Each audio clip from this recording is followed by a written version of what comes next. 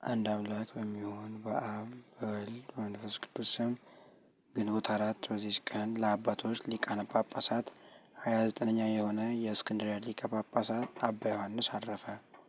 እርሱም ከእስክንድርያ ሀገር ነው። ከታናሽነቱም በአስቄጥስ በአባ መቃርስ ገዳም መንኩሶ በተጋድሎ ኖረ። ከእርሱ አስቀድሞ የነበረ አባ አትናቴዎስም ባረፈ ጊዜ አዋቂዎች ኤጲስቆጶሳት ሕዝቡንም ሁሉ መረጡት። ወስደውም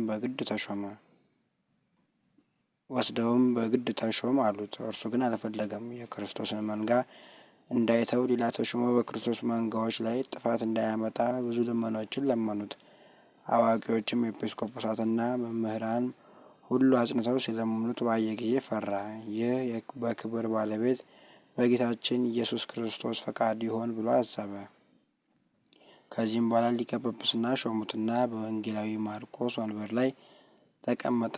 ስለ መንጋዎቹም ጥበቃ አሰበ። ደግሞም ስለ ትምህርት መጻሕፍትንም ስለ ማንበብ በቀናች ሃይማኖትም የሚያጸናቸው ሆነ። ምሁራን ካህናትንም ኤጲስቆጶሳትን አድርጎ ሾማቸው። በዚህም ወራት ስሙ ዘይኑን የሚባል እግዚአብሔርን የሚፈራ ደግ ንጉሥ ነበር። ይህንንም ንጉሥ ስለረዳው ስልጣኑ በሀገሮች ላይ ተዳረሰ። የቀናች ሃይማኖትም በግብፅ ሀገር ሁሉ ላይ ተዘረጋች። በዚያም ወራት ስንዴና ወይን ዘይትም የተሞሉ ብዙ እንቅቦችን ለአብያተ ክርስቲያናትና ለገዳማት ለፍላጎታቸው ንጉሥ ዘይን ላከ።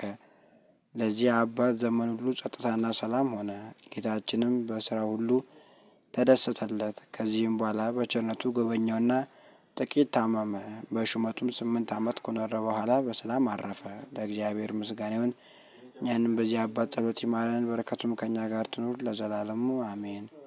በዚች ቀን የቡሩክ ፊቅጦር አገልጋዮች ሶሲማን ኖዳ በሰማዕትነት አረፉ። በረከታቸውም ከኛ ጋር ትኑር ለዘላለሙ አሜን።